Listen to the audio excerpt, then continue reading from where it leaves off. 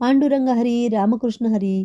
तर चला आज बनवूया आपण थंडीच्या दिवसातील अगदी खास तिळाचे लाडू. त्यासाठी आपण घेऊयात 3 वाटी तीळ, 1 वाटी सुकं खोबरं, 1 वाटी शेंगदाणे, 3 वाटी गूळ आणि 1 वाटी शुद्ध देसी तूप. तर आपण प्रथमतः तिळाला स्वच्छ करून साफ करून घेऊया.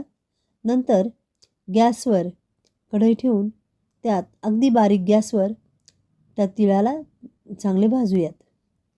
नंतर तीळ भाजून झाल्यानंतर आपण त्या तिळाला एका भांड्यात काढून घ्यायचे.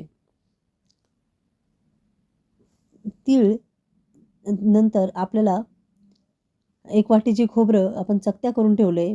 अगदी कोरडं खोबरं आहे, म्हणजे ओलं नारळ नाही आहे हे. ते आपण बारीक करून घेतोय आणि त्याची पावडर बनवून घेऊया. मिक्सरमध्ये चांगली बारीक पावडर बनवून घ्यायची. ती एका भांड्यात काढून घ्यायची. त्यानंतर आपण घेऊयात 1 वाटी शेंगदाणे. शेंगदाणे निवडून स्वच्छ भाजून घ्यायचेत आणि त्याचीसुद्धा आपल्याला अशीच बारीक कूट किंवा पावडर बनवून घ्यायची आहे.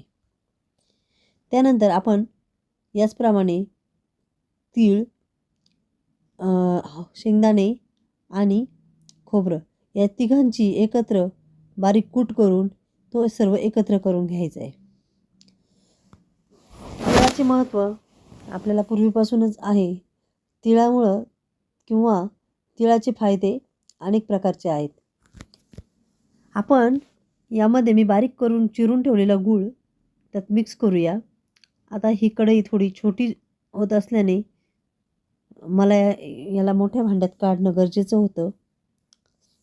आता हे मिश्रण, ह्या 4 वस्तू एकत्र केलेलं मिश्रण, तीळ, गूळ, शेंगदाणे, खोबरं, हे आपण पुन्हा एकदा मिक्सरमधून काढून घ्यायचे आणि त्याचा अशा प्रकारे बारीक पावडर बनवून घ्यायची. यामध्ये आता आपल्याला, आपण गूळ तर टाकलेला आहेच, आता फक्त यात टाकायचं राहिले आपल्याला तूप.